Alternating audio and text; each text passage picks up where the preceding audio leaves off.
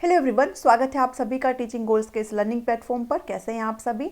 आपकी एचपीएससी की जो साइकोलॉजी सीरीज़ है वो मैं आपको कंप्लीट करा चुकी हूँ। अभी जो है आपके प्रैक्टिस क्वेश्चंस उसमें चले हुए हैं, जिसमें मैंने आपको लास्ट वीडियो प्रोवाइड किया था एडजस्टमेंट मैकेनिज्म के ऊपर।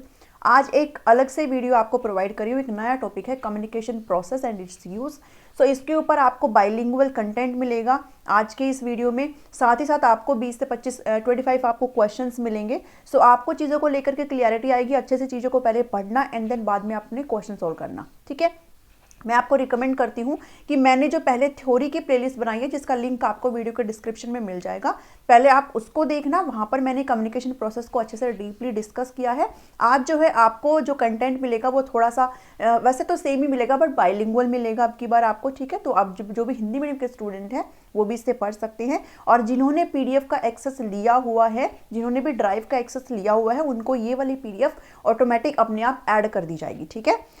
एंड जिन्होंने अभी तक ड्राइव का एक्सेस नहीं लिया है और अगर आप लेना चाहते हैं तो आप ले सकते हैं। आपको मैं कमेंट यहाँ पे पिन कर दूंगी अपना व्हाट्सअप नंबर, जिस पे आप मुझे व्हाट्सअप करके इन्फॉर्मेशन ले सकते हैं, और आप भी जो है ड्राइव का एक्सेस ले सकते हैं, जिसमें आपको नोट्स मिल जाएंगे पैडागोजी के एचपीएससी के लिए, ठीक है। चलिए शुरू करते हैं आज के वीडियो को। आपका टॉपिक है यहाँ पे वो है कम्युनिकेशन प्रोसेस। यहाँ पे एन टाइपिंग में मिस्टेक हो गई है तो आप यहाँ पे एन भी आएगा। संचार प्रक्रिया के बारे में आज अच्छे से डिस्कस करेंगे, क्योंकि आपको एचपीएससी के सिलेबस में वहाँ पे सीधे तौर पर दिया गया है कि इससे आपके क्वेश्चन पूछे जाएंगे। तो आज आपको बाइलिंगुअल कंटेंट प्लस आपको क्वेश्चन यहाँ पे देखने को मिलेंगे। चीज़ों को अच्छे से आप पढ़ना, आपको सारी चीज़ें यहाँ पे समझ में आ जाएगी। मैं उम्मीद कर रही हूँ कि आपने मेरी पहले जो मैंने आपको प्लेलिस्ट प्रोवाइड करवाई है, जिसमें मैंने आपको कंटेंट ओनली करवाया, वो आपने देख ली होगी। नहीं देखी है तो वीडियो के डिस्क्रिप्शन में आपको लिंक मिल जाएगा, उसको भी आपने अच्छे से देखना है। एंड देन बाद में आप जो प्रैक्टिस सीरीज की जो प्लेलिस्ट अलग से उसको देखना है, ठीक है। तो चलिए बढ़ते हैं, थोड़ा सा कंटेंट पहले पढ़ लेते हैं। हिंदी मीडियम में भी है, सो रिलैक्स करना। कम्युनिकेशन प्रोसेस होता क्या है? देखिए, कम्युनिकेशन करने का मतलब क्या होता है भाई? बातचीत करना है ना, संप्रेषण आप इसको हिंदी में बोल सकते हो, बातचीत करना। अब बातचीत जो है वो आप अकेले तो कर नहीं सकते, वैसे हम अकेले में भी बड़बड़ाते रहते हैं, बट जो एक्चुअल में बातचीत होती है वो किसी भी दो पर्सन के बीच में ही मिनिमम होती है, ग्रुप्स में भी होती है। यहाँ पर एक होता है जो कि सेंडर होता है, जो अपने मैसेज को यहाँ पे सेंड करता है, और एक एंड पे यहाँ पे रिसीवर होता है जो कि रिसीव करता है, एंड देन बाद में वो क्या करता है, रिस्पॉन्ड करता है। तो कम्युनिकेशन एक ऐसी प्रोसेस होती है जिससे हम अपने विचारों को, अपने आइडियाज़ को, अपने विचारों को, अपनी फीलिंग्स को, भावनाओं को, हमारे क्या क्या ओपिनियंस हैं, उनको हम एक दूसरे के साथ क्या करते हैं, शेयर करते हैं, ट्रांसमिट करते हैं। अब हम यहाँ पे एक से ज़्यादा पर्सन के साथ भी वो चीज़ कर सकते हैं अंडरस्टैंडिंग के लिए, ठीक है। तो वो क्या है, वो आपका कम्युनिकेशन है, और ये आपका टू वे प्रोसेस होती है, एक दो मुखी प्रक्रिया ये होती है, ठीक है। अगर बात की जाए कि कम्युनिकेशन जो है वो कहाँ से लिया गया है, तो एक लैटिन वर्ड से ये लिया गया है, कम्युनीज, जिसका मतलब होता है शेयर करना, यानी कि बांटना, ठीक है, शेयर करना। इफेक्टिव कम्युनिकेशन तभी होता है जब मैसेज जो कन्वे किया गया है सेंडर के द्वारा वो अंडरस्टूड हो जाए रिसीवर के द्वारा। जैसे देखिए, जैसे मान लीजिए ये वीडियो मैं आपको जो है पढ़ा रही हूँ, ये वाला चैप्टर, ये वाला जो टॉपिक आपको पढ़ा रही हूँ, मैं जो चीज़ आपको समझाना चाहती हूँ, अगर वो चीज़ आपने एज इट इज़ समझ ली है, मेरा जो मोटो है इस कंटेंट को प्रोवाइड करने का कि आपको ये सारी चीज़ें यहाँ पे समझ में आ जाए। अगर आपको एज इट इज़ यहाँ पे समझ में आ रही है बिना आपके किसी डाउट के, तो मतलब कि हमारा जो कम्युनिकेशन है वो कहीं ना कहीं क्या है, एक सक्सेसफुल कम्युनिकेशन है, एक इफेक्टिव कम्युनिकेशन है, ठीक है। तो ये वाली बात है कि इफेक्टिव कम्युनिकेशन तब होता है कि जब जो सेंडर मैसेज को सेंड करना चाह रहा है, अपनी बात को जो समझाना चाह रहा है, अगर सामने वाला उस बात को अच्छे से रिसीव कर पा रहा है सेम वे में जैसे वो उसको भेजा गया था, तो वो आपकी कैसी कम्युनिकेशन कहलाती है, वो आपकी इफेक्टिव कम्युनिकेशन यहाँ पे कहलाती है, ठीक है। संचार प्रक्रिया यहाँ पे मैंने हिंदी में भी आपको सेम चीज़ लिख दी है। अगर आप पीडीएफ का एक्सेस नहीं लेना चाहते हो, थोड़ा सा चीज़ों को पॉज करके और आप यहाँ से भी चीज़ें कर सकते हो, ज़रूरी नहीं है आप पीडीएफ का एक्सेस ही लो, ठीक है। और जिसने नहीं ली है, अगर लेना चाहते हैं तो पिन कर दूंगे आपको व्हाट्सअप नंबर, वहाँ पर आप मेरे से जानकारी ले सकते हो। कुछ मिनिमम चार्ज आपको पे करना पड़ेगा, and then you can access all the PDF, ठीक है।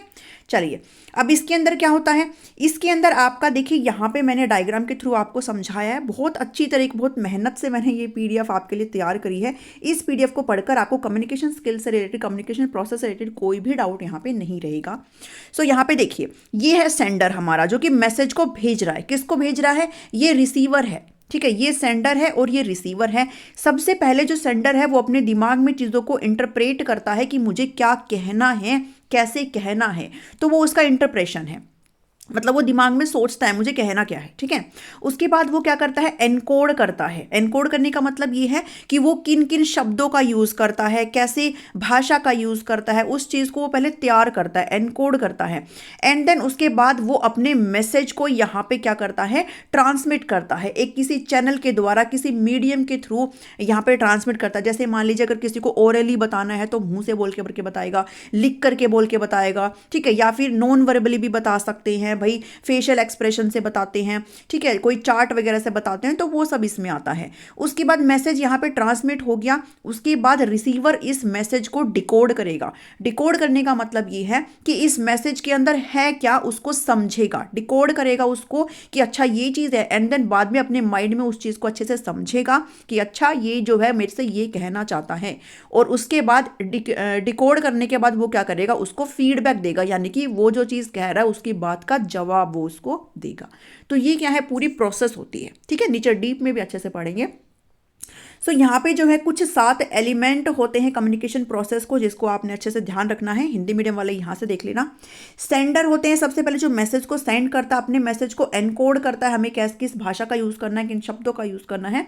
उसके बाद हमारा मैसेज यहाँ पे तैयार होता है, मुझे कहना क्या है। चैनल हमारा वो मीडियम होता है जिसके थ्रू मैं अपनी बात को कहना चाहती हूँ, लिख करके कहना चाहती हूँ, बोल करके कहना चाहती हूँ, मैसेज टाइप करके कहना चाहती हूँ, वीडियो के थ्रू कहना चाहती हूँ, चार्ट के थ्रू कहना चाहती हूँ, किसके थ्रू कहना चाहती हूँ, तो वो हमारा चैनल होता है, मीडियम होता है। उसके बाद रिसीवर जो है उसको रिसीव करेगा, रिसीव करने के बाद उस मैसेज को वो डिकोड करेगा, समझेगा कि सेंडर कहना क्या चाह रहा है, एंड देन बाद में वो क्या करेगा, उसको रिप्लाई करेगा। और रिप्लाई करना ही क्या है उसका, उसको ही फीडबैक जो है देना बोलते हैं, ठीक है। तो ये 7 चीज़ें हैं जो कि मेन एलिमेंट्स होते हैं कम्युनिकेशन प्रोसेस के। अब ये नॉइस का मतलब ये है, नॉइस का मतलब वो बैरियर्स होते हैं, वो रुकावट होती हैं जो कहीं ना कहीं आपके जो कम्युनिकेशन है, आपका जो बातचीत है उसको रोकती है, ठीक है। बैरियर उसके मतलब रुकावट का काम करती है, तो वो नॉइस है, ठीक है। हिंदी मीडियम वाले भी यहाँ से अच्छे से देख लेना भाई। सेंडर को प्रेषक बोलते हैं, फिर उसके बाद यहाँ पे जो है संदेश यहाँ पर जाता है, ठीक है। मैं एक बारी ले लेती हूँ ब्रश। प्रेषक बोलते हैं, फिर उसको संदेश जाता है, मैसेज जाता है, संकेत भाव प्राप्त करता है, रिसीवर हो गया। वो जो भाव कहना चाहता है सेंडर, जो बात को बताना चाहता है उसको वो समझता है, समझने के बाद वो उस संदेश को क्या करता है, प्रतिपुष्टि यानी कि फीडबैक इसको देता है, ठीक है। तो ये चीज़ें हैं। नेक्स्ट है, अब इसकी कंपोनेंट को मैंने यहाँ पे थोड़ा सा डीपली आपको बताया है, तो आप इस चीज़ को अच्छे से पढ़ लेना। मैंने ऊपर सारी चीज़ें बता दी है, रिपीट करने से कोई फ़ायदा नहीं है, टाइम का वेस्ट होएगा। सेंडर भी मैसेज को सेंड करता है, एनकोड करेगा, मैसेज को सेंड करेगा। उसके बाद कम्युनिकेशन चैनल जिस मेथड से, यानी कि वो वर्बली आप अपनी बात को कहना चाहता है, नॉन वर्बली कहना चाहता है, या फिर कैसे कहना चाहता है, किस मीडियम का, किस माध्यम का यूज़ करके अपनी बात को कहना चाहता है, वो चैनल या फिर मीडियम होता है। रिसीवर जो बंदा रिसीव करेगा वो डिकोड करेगा उस मैसेज को, एंड देन क्या करेगा, फीडबैक यहां पे देगा, ठीक है। हिंदी वालों के लिए है यहाँ पे पूरी चीज़ें, थोड़ा सा पॉज करके देख लेना। अगर आप लोग पीडीएफ का एक्सेस नहीं लेना चाहते हैं, पीडीएफ का एक्सेस जिसने लिया है वो बिल्कुल भी टेंशन ना ले, उसको वहाँ पे क्या कर दिया जाएगा, ऐड में अपने आप वीडियो के एंड में कर दूंगी, ठीक है।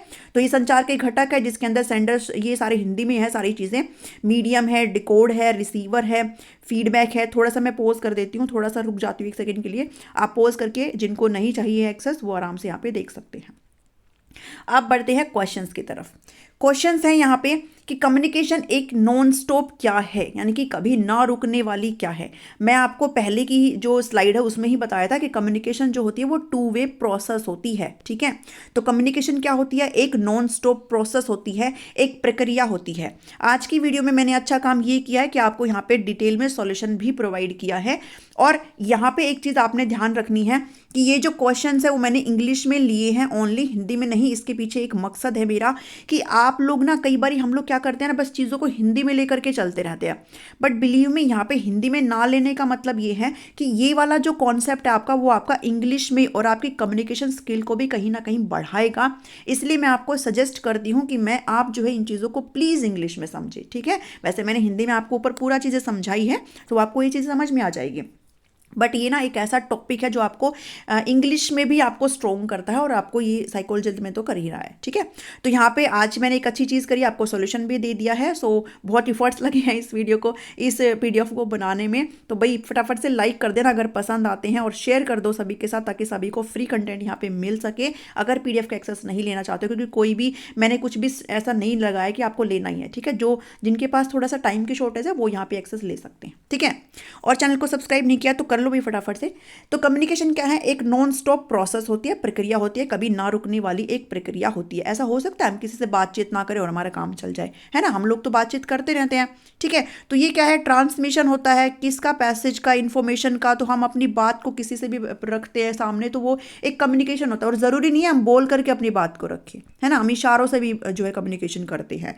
जैसे कैसे करते हैं, जैसे मान लीजिए आप हो ये, ठीक है, आप हो ये, और ये आपका कोई फ्रेंड है जिसको आप बिल्कुल भी पसंद नहीं करते हो, और वो आपका फ्रेंड आपके पास आया, ठीक है, और उसने स्माइल कर दी, लेकिन आपको तो वो पसंद ही नहीं है। तो आपने ना मतलब ऐसी स्माइल बनाई कि अजीब सी स्माइल, तो वो ये अपने आप समझ गया कि भाई आप जो है कहीं ना कहीं जो है संतुष्ट नहीं हो, कहीं ना कहीं आप जो है कंफर्टेबल फील नहीं कर रहे हो। तो आपने अपने मुंह से कुछ भी नहीं बोला, लेकिन फिर भी ये समझ गया ना इस चीज़ को, तो वो भी क्या है, कम्युनिकेशन ही तो है। तो कम्युनिकेशन सिर्फ बोलना ही नहीं होता है, ठीक है। सेकंड क्वेश्चन पर बढ़ते हैं।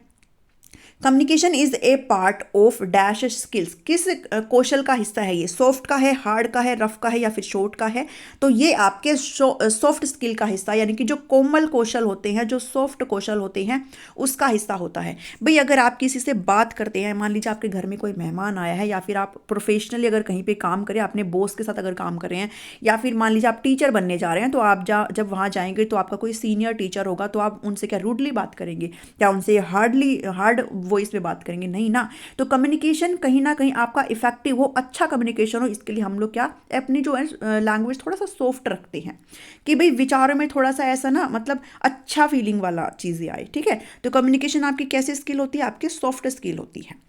नेक्स्ट क्वेश्चन है, the dash is the person who transmit the message, message को कौन ट्रांसमिट करता है। मैंने आपको ऊपर अभी बताया था ना कि सेंडर है, वो क्या करता है, अपने मैसेज को भेजता है एनकोड करके, ठीक है। तो यहाँ पे ऑप्शन नंबर सी करेक्ट है, कि जो सेंडर है वो अपने मैसेज को ट्रांसमिट करता है, और रिसीवर जो है वो मैसेज को क्या करता है, रिसीव करता है। इन सारी चीज़ों को भी अच्छे से पढ़ लेना, आपको डिटेल में सॉल्यूशन दिए गए हैं। नेक्स्ट है, dash is the person who notices and decodes and attaches some meaning to a message, कौन है वो पर्सन जो कि नोटिस करता है, डिकोड करता है, और मैसेज की जो मीनिंग है उसको यहाँ पे कहीं ना कहीं समझता है। तो जो सेंडर होता है वो तो एनकोड करता है, लेकिन जो रिसीवर है वो क्या करता है, वो डिकोड करता है ना, इसने जो मैसेज भेजा है उसको डिकोड करता है, उसको समझता है, ठीक है। तो वो कौन पर्सन है, वो आपका रिसीवर है, जिसने क्या किया है, डिकोड किया है एंड अंडरस्टैंड किया मैसेज को जो सेंडर ने भेजा है उसके पास, ठीक है। तो ये ऑप्शन नंबर क्या हो गया, ए सही हो गया। Message is any signal that triggers the response of a, जो आपका संदेश है, जो आपका मैसेज है, जो सेंडर ने भेजा है, वो एक ऐसा सिग्नल है जो ट्रिगर करता है रिस्पॉन्स ऑफ है। किसके रिस्पॉन्स को ट्रिगर करता है, ट्रिगर करने का मतलब क्या होता है, ट्रिगर करने का मतलब ये होता है कि आप जो है जवाब देने में मतलब एकदम से जवाब निकल जाए आपके मुंह से, तो वो ट्रिगर करना मतलब, जैसे गन होती है ना, गन के अंदर भी एक, जैसे मैं बहुत सुंदर सी गन बना देती हूँ, जैसे गन हम जब यहाँ से दबाते हैं, तो हम जब ट्रिगर दबाते हैं तो यहाँ से गोली निकलती है ना, क्योंकि मैं जब तक ये दबाऊंगी नहीं यहाँ से गोली नहीं निकलेगी ना, क्योंकि तो ट्रिगर करना पड़ेगा रिस्पॉन्स से पहले। तो वो रिसीवर होता है जिसको मैसेज ट्रिगर करता है कि भाई आप अपना रिस्पॉन्स दो। जैसे ये सेंडर है, ये रिसीवर है, इसने मैसेज तो भेज दिया, लेकिन वो मैसेज इस रिसीवर को ट्रिगर करता है, उसको मतलब बोलता है कि ये मैसेज आया है, जवाब दे, क्या तेरे को कहना क्या है, जवाब दे। तो वो क्या है ये, ठीक है। तो किसके रिस्पॉन्स को ट्रिगर करता है, वो रिसीवर के रिस्पॉन्स को ट्रिगर करता है, ठीक है। तो ऑप्शन नंबर ए यहाँ पे सही है। आई होप आपको मैसेज जो है चीज़ें क्लियर हो रही होंगी। The response to a sender's message is called, sender के मैसेज को जब रिस्पॉन्स हम देते हैं तो उसको क्या बोलते हैं। मैंने आपको बताया था ना कि जो रिसीवर है जब रिस्पॉन्ड करता है तो वो क्या बोलते हैं, उसको फीडबैक देना बोलते हैं। जैसे आप लोग भी मुझे फटाफट से कमेंट में मुझे फीडबैक देंगे कि भाई आपको आज की वीडियो समझ में आई कि नहीं आई, मैंने जो मेहनत करी वो आपके लिए सक्सेसफुल है कि नहीं, या फिर वेस्ट ही हो गई है, इतनी मैंने मेहनत करी है यहाँ पे। तो आप मुझे फटाफट से कमेंट करके बताएंगे कि आपका क्या फीडबैक है इस वीडियो के पीछे, इस कंटेंट के पीछे, ठीक है। तो वो क्या है, फीडबैक है। नेक्स्ट क्वेश्चन पे बढ़ते हैं। Dash context refers to the relationship between the sender and the receiver. अब यहाँ पे जो कम्युनिकेशन होती है उसके पीछे कुछ कंटेक्स्ट होते हैं, कुछ संदर्भ होते हैं, ठीक है, हिंदी में बता देती हूँ। कुछ संदर्भ होते हैं। अब इन संदर्भों से क्या मतलब है? इन संदर्भों से मतलब है कि हम जो बातचीत करते हैं हमें पहले देखना पड़ता है हमारा एनवायरनमेंट क्या है, हम किन लोगों से बात कर रहे हैं, जिन लोगों से बात कर रहे हैं उनके वो कैसी सोच रखते हैं, ठीक है। यहाँ पे बात करते हैं ना भाई, फर्क पड़ता है। जैसे मान लीजिए मैं हूँ, यहाँ पे ये मैं हूँ और ये कोई सेकंड पर्सन है जिसको हिंदी नहीं आती, ठीक है, जिसको हिंदी नहीं आती, या फिर इसके जो सोचने का तरीका है वो कहीं ना कहीं अलग है। आप इसको ऐसे समझो, जैसे ये एक कोई गांव का बंदा, ये कोई शहर का बंदा। अब मैं कुछ मतलब ऐसे नहीं कह रही हूँ, ठीक है, मैं सिर्फ आपको बता रही हूँ कि जैसे ये गांव का बंदा है और ये है कोई शहर का बंदा। अब आप सभी को पता है भाई, आप हरियाणा से हो या फिर कहीं से भी हो, तो भाई गांव में अपनी अलग मान्यताएं होती है। शहर वाले कहीं ना कहीं उन मान्यताओं को थोड़ा सा कम मानते होंगे, लेकिन थोड़ा सा मतलब थोड़ा सा ऐसे लगता है कि नहीं नहीं ये तो ऐसे नहीं होता है। बट गाँव वाले कहीं ना कहीं पढ़े लिखे को होकर भी थोड़ा थोड़ा ना मिथ में फंसे रहते हैं कि झूठी चीज़ों को मानते हैं। तो यहाँ पे अगर कोई गांव का बंदा शहर के बंदे से बात करता है, मान लीजिए कोई ऐसी बात बताता है जो इसको ये लगे यार ये कैसी बातें कर रहा है, ये पढ़ा लिखा होकर के कैसी बातें अब मैं ये नहीं कह रही हूँ कि गांव के लोग ऐसी बातें करते हैं, ठीक है, मतलब जस्ट आपको एग्जाम्पल के लिए बता रही हूँ। तो आपकी सोच इसके साथ मेल नहीं खाई, ठीक है, आप ए पर्सन हो, ये बी पर्सन है, आपकी सोच इसके साथ मेल नहीं खाई, आप जो कहना चाहते हो उसने माना ही नहीं, तो कम्युनिकेशन का कोई फायदा ही नहीं है। तो यहाँ पे कुछ कंटेक्स्ट होते हैं, कुछ संदर्भ होते हैं जो हमारे कम्युनिकेशन को कहीं ना कहीं प्रभावित करते हैं। उन कंटेक्स्ट को अच्छे से देखेंगे। सबसे पहले तो हम वो कंटेक्स्ट ही देख लेते हैं, बाद में फिर क्वेश्चन की तरफ बढ़ेंगे, ठीक है। तो यहाँ पे कंटेक्स्ट क्या होते हैं? ये एक बेसिक कंपोनेंट होते हैं ह्यूमन कम्युनिकेशन के। ये it refers to the setting in which communication is taking place, मतलब कि आपकी जो कम्युनिकेशन है वो कैसे किस परिस्थिति में हो रही है, आपकी जो बातें हैं वो सामने वाले को समझ में आ रही है कि नहीं आ रही है, आप किस एनवायरनमेंट का यूज़ कर रहे हो, आपके रिश्ते कैसे हैं उस बंदे के साथ जिससे आप बात कर रहे हो, तो वो कम्युनिकेशन होती है। मान लीजिए ये आप हो और ये आपका कोई दूर दराज का कोई रिलेटिव है जो मतलब आप पसंद नहीं करते हो, और वो आपके पास आया है, अच्छा बेटा कैसे हो, और आपने वैसे हाँ हाँ ठीक हूँ, लेकिन वो कोई कम्युनिकेशन नहीं होता है, मतलब कि आप बस ऊपर ऊपर से कर रहे हो, लेकिन आप जो है इससे बात ही नहीं करना चाहते हो, है ना। तो ये देखा जाता है भाई रिश्ते कैसे हैं, कल्चर कैसा है, ये चीज़ यहाँ पे देखी जाती है। तो सबसे पहले तो फिजिकल कॉन्टेक्स्ट पे बात करेंगे, जो भी शारीरिक संदर्भ है उसके ऊपर बात करेंगे। इसका मैं एग्जाम्पल के थ्रू आपको सारी चीज़ें बताती हूँ। जैसे एग्जाम्पल के थ्रू बताती हूँ कि एक मतलब एनवायरनमेंट की बात करता है, एक ऐसा एनवायरनमेंट जिसमें कम्युनिकेशन हो रहा हो। मान लीजिए आप किसी इंटरव्यू के लिए गए हैं, ठीक है, आप किसके लिए, किसी भी इंटरव्यू के लिए गए हैं, और इंटरव्यू आपका भाई इंटरव्यू कहाँ होता है, किसी ऐसी प्लेस में होता है ना जहाँ पे कम लोग हो और मतलब आप हो या बस इंटरव्यूअर हो।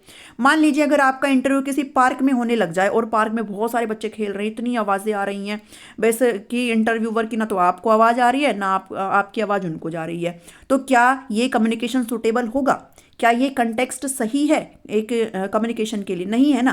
तो ये क्या है, आपका फिजिकल कॉन्टेक्स्ट है, यानी कि हमें संदर्भ देखने होते हैं, हमें कॉन्टेक्स्ट देखने होते हैं कि हम कम्युनिकेशन करें तो हमारे पास एक ऐसा एनवायरनमेंट तो हो, एक ऐसा वातावरण तो हो कि हम अच्छे से कम्युनिकेशन कर पाएँ, ठीक है। तो इंटरव्यू भाई किसी ऐसी जगह पे हो सकता है जो क्लोज्ड एरिया हो, है ना, किसी ऑर्गेनाइजेशन के अंदर होता है, पार्क में थोड़ा ना होता है। तो ये एग्जांपल है किसका, फिजिकल कॉन्टेक्स्ट का। आई होप आपको यहाँ पे समझ में आया होगा। सोशल कॉन्टेक्स्ट क्या होता है? सोशल कॉन्टेक्स्ट का मतलब होता है कि सामाजिक संदर्भ, जैसे आप हो और आपका ये जो फ्रेंड है इसके साथ आपके रिश्ते कैसे हैं, ये बहुत मैटर करता है। एक तो आप अपने मन की बात, आपका कोई अच्छा बेस्ट फ्रेंड है जिससे आप अपनी सारी बातें शेयर करते हो, तो आपके रिश्ते इसके साथ कहीं ना कहीं बहुत जेन्युइन है और आप अपने हर दुख सुख का रोना इसके सामने रो सकते हैं। तो वो क्या है, आपका एक मतलब रिलेशनशिप देखता है। और एक आपका मान लीजिए आप हो और ये आपके बॉस हो, बॉस के साथ थोड़े ना आप अपने कठिन समय को डिस्कस कर सकते हैं, है ना। तो देखा जाता है आप किस इंसान से बात कर रहे हैं। तो यहाँ पे मैंने आपको ऐसा ही एग्जाम्पल दिया है कि जॉन है वो बहुत ही एक अच्छे मूड में नहीं है और वो उसकी एक मीटिंग है उसके बॉस के साथ, तो वो अब उसका मूड नहीं है, उसका मूड खराब है, तो वो अपने बॉस को ये थोड़े ना कहेगा भाई आज मीटिंग नहीं करते हैं, चलो कल कर लेते हैं। उसको तो कैसे भी करके अपने चेहरे पर क्या करना पड़ेगा, स्माइल लाना पड़ेगा, उसे अपने मूड को हाइड करना पड़ेगा और अपनी कन्वर्जेशन को मेंटेन करना पड़ेगा, अपनी प्रोडक्टिव टोन को यहाँ पे लाना पड़ेगा, है ना चाहते हुए भी भाई करना पड़ेगा उसको, ठीक है। तो ये क्या है भाई, उसके रिश्ते ऐसे हैं उसके साथ, भाई बॉस के साथ कोई इतना फ्रेंकली कैसे हो सकता है। वहीं अगर वो अपने दोस्त के साथ मिलता है, कोई ऐसा दोस्त उसका जो उसके हर दुख सुख का साथी हो, तो उसके साथ वो पूरा कंफर्टेबल हो जाता है। तो ये सोशल कॉन्टेक्स्ट है, हमें कई बार देखना पड़ता है हम किसके साथ पेश आ रहे हैं, किसके साथ कम्युनिकेशन कर रहे हैं, वो इंसान हमारी बातों को समझता है कि नहीं समझता है, हमारे इमोशंस को समझता है कि नहीं समझता है, या फिर हम इसके सामने ऐसे ही फेंक के जा रहे हैं कि वो हमारा मजाक ही बनाए। तो ये सोशल कॉन्टेक्स्ट होता है। ठीक है, नेक्स्ट है आपका एक कल्चर कॉन्टेक्स्ट होता है। भाई कल्चर जो है आप सभी को पता है संस्कृति होती है, और हमारे इंडिया में तो भाई बहुभाषी लोग हैं, बहु कल्चर होता है, भाई बहुत सारे कल्चर के लोग हैं ना भाई, कोई हिंदू है, कोई मुस्लिम है, कोई सिख है, कोई ईसाई है, सबके कल्चर अलग अलग होते हैं, सबके आइडियाज़ अलग अलग होते हैं, सबके थॉट अलग अलग होते हैं, सबके सोचने का नज़रिया अलग अलग होता है। तो हमें ये भी देखना पड़ता है कि हम जिस इंसान के साथ बात कर रहे हैं उसके साथ हमारे जो व्यू है, हमारे थॉट है, वो मैच करते हैं कि नहीं करते हैं। अगर मैं किसी एक ऐसे बंदे के साथ बात करने बैठ जाऊं जिसको उस चीज़ से बिल्कुल ही एंटी है, तो फिर मेरा उसके साथ बात करने का कोई मतलब ही नहीं रह जाता। तो यहाँ पे कल्चर कॉन्टेक्स्ट यही है कि भाई संस्कृति का संदर्भ भी होता है। ठीक है, जैसे इसने एग्जाम्पल के तौर पे बताया है कि भाई जैसे मान लीजिए आपको अपने फेलो कलीग्स को यहाँ पे कुछ बताना है, मतलब प्रोफेशनल किचन है, उसके अंदर आपको कुछ जो है गाइडेंस देनी है, बट वो जो है उस चीज़ को मानता नहीं है, जो चीज़ आप उसको बताना चाहते हो वो उस चीज़ में बिलीव नहीं करता। तो कहीं ना कहीं आप उसको बताने में थोड़ा सा झिझकेंगे, भाई ये मानता तो है नहीं, मैं बताऊँ क्या इसको, है ना। तो वो क्या है, वो कल्चरल कॉन्टेक्स्ट होता है। ठीक है, सो आई होप आपको यहाँ पे ऐसी चीज़ें समझ में आई होंगी। अब क्वेश्चन की तरफ चलते हैं। Dash context refers to the relationship between the sender and receiver. So मैंने अभी आपको नीचे बताया था कि जो सेंडर और रिसीवर है, जो दो पर्सन आपस में बात कर रहे हैं, उनके बीच में कैसा रिश्ता है, वो किस कॉन्टेक्स्ट के अंदर आता है। तो मैंने आपको अभी नीचे बताया था ना कि जो सोशल कॉन्टेक्स्ट है, सामाजिक जो संदर्भ है, उसके अंदर हम लोग क्या देखते हैं, हम लोग रिलेशनशिप देखते हैं कि भाई हम सामने वाला जो बंदा हमारे उसके साथ कैसा रिलेशन है, क्या मैं उसके साथ अपने दुख सुख की बातें शेयर कर सकता हूँ, या फिर मुझे प्रोफेशनली उसके साथ रहना है। ठीक है, हम कई बार क्या रहते हैं ना, कुछ लोगों के साथ हम लिमिटेड रहना चाहते हैं, क्योंकि हमें पता है कि वो हमारी भावनाओं को समझता नहीं है, तो हम उसके साथ क्या सामने लिमिटेड रहेंगे कि ठीक है, हाँ हाँ ठीक है, सब सही है, लिमिटेड रहेंगे, चीज़ों को शेयर नहीं करेंगे। तो आपका जो ऑप्शन नंबर ए है वो क्या है, यहाँ पे सही है। ठीक है, नेक्स्ट क्वेश्चन पे बढ़ते हैं, question number 8। Context refers to the similarity of background between the sender and the receiver. So यहाँ पे कौन सा कॉन्टेक्स्ट है जो कि जिसमें बैकग्राउंड की सिमिलैरिटी हो। अब देखिए बैकग्राउंड से क्या मतलब है भाई, कल्चर मतलब क्या, आपकी संस्कृति से आते हैं, आपका बैकग्राउंड क्या है वो कहीं ना कहीं अगर सेम है तो आप उस चीज़ के अंदर कम्युनिकेशन अच्छे से कर पाते हो। ठीक है, तो बैकग्राउंड का मकसद यहाँ मतलब यहाँ पे सीधा सीधा किससे है, आपकी संस्कृति से है, आपका कल्चरल यहाँ पे कॉन्टेक्स्ट है। ठीक है, तो 8th का आपका डी हो जाएगा। Dash refers to all this factor that disrupts the communication. आपकी कम्युनिकेशन को कहीं ना कहीं रोकने का काम कौन करता है भाई, जो बैरियर होते हैं, जो रुकावट आती है वो, या फिर आप उसको नॉइस भी बोल सकते हो। ठीक है, मैंने आपको ऊपर की क्या 2 स्लाइड में बताया होगा। तो इसका करेक्ट आंसर क्या होता है, नॉइस होता है, जो कम्युनिकेशन को कहीं ना कहीं इफेक्टिव नहीं बनाता। पर्यावरणीय जो बैरियर होते हैं, जो रुकावट होती है, वो किसके समान है, किस नॉइस के समान है। तो मैंने आपको अभी ऊपर जो बताया था ना कि जो इंटरव्यू हो रहा था वो पार्क में हो रहा था, जबकि होना तो भाई एक क्लोज्ड बाउंड्री में होना चाहिए है। तो जो एनवायरमेंटल बैरियर होता है वो किसके अंदर आता है, वो आपका फिजिकल बैरियर के अंदर आता है। ठीक है, तो ये वाली चीज़ है, ऊपर आपने अगर अच्छे से समझा होगा तो चीज़ें आपको यहाँ पे क्लियर हो गई होंगी। तो 10th का आपका सी हो जाएगा। Our dress code is an example of dash communication. Communication के मैंने टाइप्स आपको करवाए हुए हैं अच्छे से, बैरियर्स भी आपको करवाए हुए हैं, आई थिंक 7 C's भी आपको अच्छे से करवाए हुए हैं। तो जो प्लेलिस्ट का लिंक है वो आपको वीडियो के डिस्क्रिप्शन में मिल जाएगा, जिसके अंदर मैंने आपको कंटेंट सारा करवाया है। अभी तो जो प्लेलिस्ट चल रही है वो प्रैक्टिस सीरीज की चल रही है। ठीक है, तो उसके अंदर आपको कम्युनिकेशन वाला टॉपिक अच्छे से पढ़ना है। उसके अंदर जब आप वो पढ़ेंगे तो आप इस क्वेश्चन का आंसर कर सकते हो कि जो आपके जो कम्युनिकेशन होते हैं वो कई तरह के होते हैं, जिसके अंदर वर्बल होता है, नॉन वर्बल होता है। वर्बल का मतलब ये होता है हम अपनी बातों को लिख करके बताएं, ठीक है, या फिर बोल करके बताएं। नॉन वर्बल वो होता है जब हम अपनी बात को लिख करके ना, बल्कि हमारे मतलब बॉडी सेंस से बताए, हमारे गेस्चर से हमारे मूड से बता दे। अब हमारा ड्रेस कोड हमारा किस में आता है, वो हमारा नॉन वर्बल में आता है, कि मतलब हम कुछ कहें ना लेकिन हमारा जो बॉडी पोस्चर है, जो गेस्चर है, वो सब कुछ बता देता है। जैसे वो बताया था ना मैंने कि आप अपने रिलेटिव से मिलते हो और आप उससे मतलब बिल्कुल भी मिलना नहीं चाहते हो, तो आप ऐसा मुंह बनाते हो कि वो अपने आप समझ जाता है। तो वो क्या है, आपका नॉन वर्बल कम्युनिकेशन है। ठीक है, तो आपका ड्रेस कोड भी किस में आता है, नॉन वर्बल कम्युनिकेशन के अंदर आता है। ये सारी चीज़ें जो आपको इधर दी हुई है इनको भी अच्छे से पढ़ लेना। Communication strengthens dash and dash relationship in an organisation. किसी भी ऑर्गेनाइजेशन के अंदर, किसी भी संस्थान के अंदर, किसी भी संगठन के अंदर भाई एम्प्लॉयर होते हैं और एम्प्लॉय होते हैं, तो इन्हीं का जो रिलेशनशिप है वो यहाँ पे स्ट्रेंथ होता है। ठीक है, फादर नहीं होता है, मदर और मदर चाइल्ड नहीं, बल्कि ये ऑप्शन नंबर बी यहाँ पे सही है।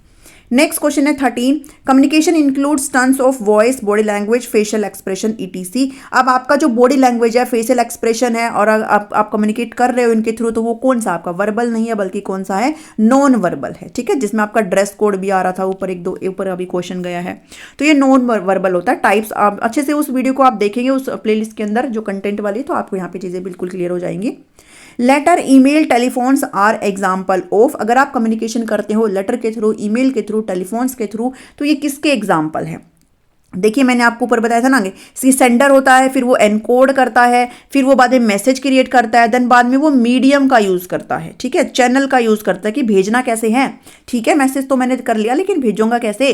तो वो जो भेजूंगा कैसे, मतलब लिख करके बताऊंगा, या फिर बोल करके बताऊंगा, या फिर मैसेज टाइप करूंगा, या फिर मेल करूंगा, या फिर टेलीफोन पे बात करूंगा, या फिर चार्ट के थ्रू समझाऊंगा। ठीक है, कैसे समझाऊंगा? तो वो जो चीज़ है आपकी किस में आती है, वो आपका मीडियम होता है, जिसको आप चैनल बोलते हो। ठीक है, तो यहाँ पे आपका जो सी ऑप्शन है वो क्या है, करेक्ट है। नेक्स्ट क्वेश्चन है, once the message is encoded in a desired format. जैसे ही मैसेज को एनकोड हो गया, ठीक है भाई, सेंडर के थ्रू जो है मैसेज एनकोड हो गया, then it is transferred through a medium का कोल्ड। तो वो किस मीडियम के थ्रू यहाँ पे भेजा जाता है? अभी तो मैंने आपको बताया कि उसको मीडियम या फिर आप चैनल बोल सकते हो। ठीक है, तो किस मीडियम के थ्रू? तो आप क्या कहोगे, चैनल के थ्रू इसको भेजते हैं। ठीक है, तो ऑप्शन नंबर 1 क्या है यहाँ पे, सही है। नेक्स्ट क्वेश्चन है, the information which is transfer to the receiver has to be interpreted, this process is called. जो इंफॉर्मेशन जो ट्रांसफर करी गई है रिसीवर के थ्रू, उसको क्या होना पड़ेगा? सबसे पहले उस प्रोसेस को समझना, इंटरप्रेट। ये सेंडर है, ये रिसीवर है, इसने तो इंटरप्रेट करके एनकोड करके मैसेज भेज दिया, अब ये भी तो इंटरप्रेट करेगा ना, ये भी तो समझेगा ना कि मैसेज क्या आ रहा है। तो उस समझने को क्या बोलते हैं? उस समझने को बोलते हैं डिकोडिंग। ठीक है, डिकोड करेगा ये, तो इस प्रोसेस को क्या कहते हैं? इस प्रोसेस को बोलते हैं डिकोड करना। नेक्स्ट क्वेश्चन है 17, all communication events has a. जितने भी कम्युनिकेशन के इवेंट्स होते हैं उनके क्या होते हैं? तो जितने भी कम्युनिकेशन के इवेंट्स होते हैं सबके क्या होते हैं? सबके सोर्स होते हैं। ठीक है, सबके स्रोत होते हैं। जब भी हम चीज़ों को, सारी चीज़ों को करते हैं, कम्युनिकेशन को इनिशिएट करना, कैरिड आउट करना एंड फाइनली एंड तभी करते हैं जब हमारे पास प्रॉपरली सारी चीज़ें होती हैं। इसलिए यहाँ पे ऑप्शन नंबर बी क्या हो जाता है? करेक्ट हो जाता है। नेक्स्ट क्वेश्चन है, the message may be misinterpreted because of. आप जो मैसेज भेजना चाहते थे, सामने वाला जो रिसीवर है उसको समझ नहीं पाया, कुछ और समझ गया, तो वो किस वजह से हुआ? तो वो आपके सामने किस वजह से हुआ? बैरियर की वजह से हुआ, डिस्टोर्शंस की वजह से, डिस्ट्रैक्शन। तो ये क्या होता है? ये बैरियर्स होता है। जब आपकी कम्युनिकेशन टेक प्लेस नहीं हो पाती है, जब कम्युनिकेशन इफेक्टिव नहीं हो पाती है, तो वो किसकी वजह से? वो बैरियर की वजह से, या फिर आप इसको बोल सकते हो नॉइस की वजह से। ठीक है, तो 18 का जो करेक्ट आंसर है वो क्या है? ऑप्शन नंबर ए है। Dash is an aggressive behaviour and will most likely bring a negative response from the speaker. एक क्या है इनमें से जो कि एक एग्रेसिव बिहेवियर है और एक नेगेटिव रिस्पॉन्स किसी भी स्पीकर का लेकर के आता है? देखिए, मान लीजिए मैं या फिर आपका एग्जांपल ले लेती हूँ। मान लीजिए आपका सिलेक्शन हो गया और आप बन गए हो टीचर।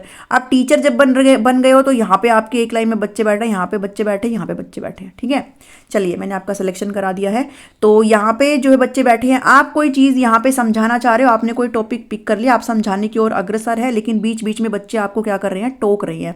ठीक है, बीच बीच में आपको बच्चे जो है थोड़ा सा इंटरप्ट कर रहे हैं। तो आप क्या है, अपनी जो चीज़ें समझाना चाहते हो, कहीं ना कहीं आप यहाँ पे क्या हो रहे हो भाई? आप यहाँ पे इंटरप्टेड हो रहे हो, आप जो है चीज़ों को समझा नहीं पा रहे हो।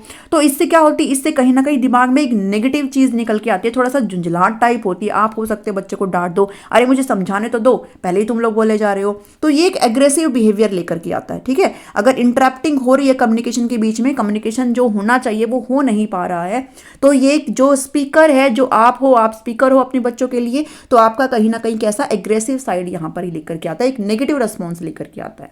ठीक है, तो ऑप्शन नंबर ए क्या हो जाता है? सही हो जाता है। Next question, it is important to choose the right environment because it help the listener to focus and avoid. एक सही एनवायरमेंट चूज करना बहुत जरूरी होता है, जैसे मैंने इंटरव्यू वाले केस में आपको बताया था, है ना भाई, सही एनवायरमेंट चूज करेंगे तो आप अच्छे से जो है सुन भी पाएंगे और अच्छे से फोकस भी कर पाएंगे और किसे अवॉइड कर पाएंगे, तो जितने भी आपकी चीज़ों में दिक्कत आ रही है उसको आप डिस्ट्रैक्शंस जो भी है, जो रुकावटें हैं जो आपको कम्युनिकेशन नहीं करने दे रही है, आप उस चीज़ को अवॉइड कर पाएंगे। ठीक है, तो यहाँ पे ऑप्शन नंबर बी क्या हो जाता है, करेक्ट हो जाता है। 21, when we read shorter text like research paper for specific detailed information we read slowly and with a lot of concentration.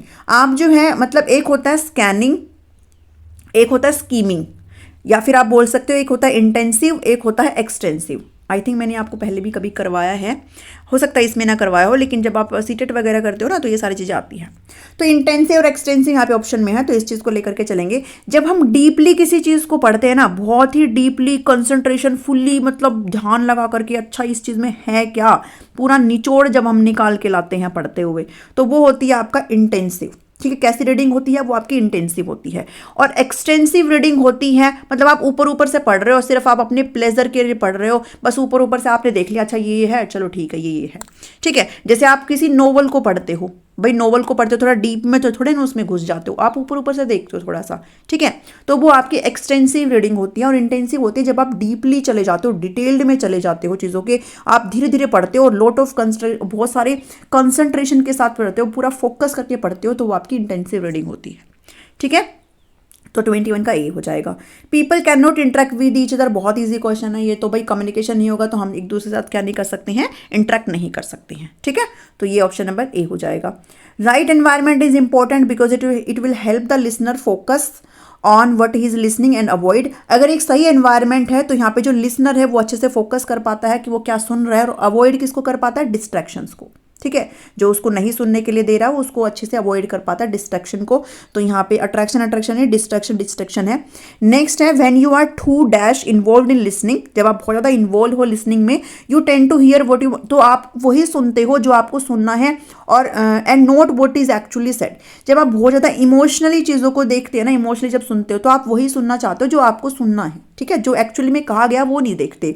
और ये कब होता है, जब फिजिकली नहीं बल्कि कब होता है, इमोशनली जब आप चीज़ों को सुनते हो। ठीक है, तो आप वही सुनना चाहते हो जो आपकी मर्जी होती है, जो सामने वाला कह रहा है वो नहीं, बल्कि आप वो सुनना चाहते हो जो सामने वाला आपको कह रहा है।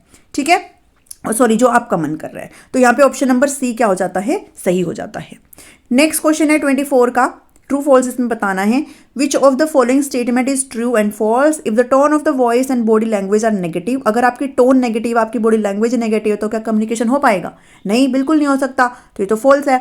सिमेंटिक बैरियर्स का मतलब होता है भाषा संबंधी अवरोध, means that different words may have different meaning in different culture. ये बिल्कुल सही बात है। सिमेंटिक बैरियर्स वो बैरियर्स होते हैं जो आपके कम्युनिकेशन को कहीं ना कहीं होने से रोकते हैं। जैसे मान लीजिए आप कम्युनिकेशन कर रहे हो और आपने उचित शब्दों का प्रयोग नहीं किया, जो जिन शब्दों से, या फिर आपने थोड़ा सा बातों को कंप्लीटली पेश नहीं किया, तो सामने वाला उसको समझ नहीं पाता। ठीक है, तो वो होता है सिमेंटिक बैरियर। जब आपका कम्युनिकेशन कंप्लीट ना हो पाए किसी ना किसी कारण से, अगर आपका जो संचार की प्रक्रिया है वो अगर अधूरी रह जाए, तो वो सिमेंटिक बैरियर्स में आता है। ठीक है, तो ये बिल्कुल ट्रू बात है। Correct choice of channel is one of the main barrier. अगर आपने कोई जो चैनल है, चैनल का मतलब क्या होता है भाई, आप कोई आपका जो मैसेज है वो किस मीडियम के थ्रू आप सेंड कर रहे हो, किस चैनल के थ्रू आप सेंड कर रहे हो। अगर आप उसने चूज करा है तो वो बैरियर का काम कैसे कर सकता है। अगर आपने करेक्टली चूज करा है तो वो तो कम्युनिकेशन को इफेक्टिव तरीके से कराएगा। तो ये भी फॉल्स है। तो आंसर होना चाहिए FTF। तो यहाँ पे FTF ऑप्शन नंबर बी है, सो इसलिए यहाँ पे क्या हो जाएगा, ऑप्शन नंबर बी हो जाएगा। Next question, and this is the last question of this session, and which is the example of one way communication। one way communication मतलब एक साइड से ही कम्युनिकेशन हो रहा है बस। ठीक है, तो वो क्या है, वो आपका क्लास लेक्चर है, ग्रुप डिस्कशन है, कॉन्फ्रेंस है, वर्कशॉप है। तो देखिए, जब ग्रुप डिस्कशन होता है दोनों तरफ से होता है, ये तो नहीं हो सकता। कॉन्फ्रेंस में भी हम दोनों तरफ से चीज़ें करते हैं, वर्कशॉप में भी दोनों तरफ से होते हैं। जबकि जो क्लास लेक्चर होता है वो आपका क्या होता है भाई, टीचर सिर्फ बोल रहा है बस। ठीक है, क्लास का लेक्चर चल रहा है, तो वो क्या है, एक तरीके से वन वे कम्युनिकेशन है। जैसे इस वक्त अगर आप मुझे सुन रहे हो तो ये कम्युनिकेशन भी कैसा है, ये भी आपका वन वे कम्युनिकेशन। अगर आप मुझे इस वक्त सुन रहे हैं तो ये भी आपका कैसा कम्युनिकेशन है, वन वे कम्युनिकेशन है। ठीक है, तो इसका जो है आप मुझे बाद में फीडबैक देंगे, अभी इस जस्ट आप देखने के बाद मुझे फीडबैक देंगे कि आपको आज की वीडियो कैसी लगी है। बहुत मेहनत लगती है वही कंटेंट क्रिएट करने में, ठीक है, टाइपिंग वगैरह करने में, और इतनी चीज़ें ढूंढ करके लाती हूँ कि आपको समस्या ना हो किसी भी तरीके से। सो ये था आज की सारी चीज़ें। आई होप आपको चीज़ों में क्लियरिटी आई होगी, समझ में आया है। तो भाई वीडियो को लाइक कर दो, शेयर कर दो और चैनल को सब्सक्राइब कर लो फटाफट से, जल्दी से, क्योंकि सब्सक्राइबर बढ़ ही नहीं रहे हैं। ठीक है, तो चलिए मिलती हूँ नेक्स्ट वीडियो में एक अच्छे टॉपिक के साथ। हो सकता है कि कम्युनिकेशन का मैं आपको एक और जो है PDF प्रोवाइड करूँ, एक और लेक्चर सेशन आपको प्रोवाइड करूँ, ताकि आपको और भी अच्छे से चीज़ों में जो है क्लियरिटी आए और आपका जो कंसेप्ट है और भी ज़्यादा अच्छे से क्लियर हो सकता है विद इन 2 to 3 डेज जो है प्रोवाइड करने की कोशिश करूँगी, क्योंकि कंटेंट बनाने में थोड़ा सा टाइम लगता है ना। इसलिए मिलती हूँ चलो नेक्स्ट वीडियो में एक नए टॉपिक में। Thank you, thanks for watching me.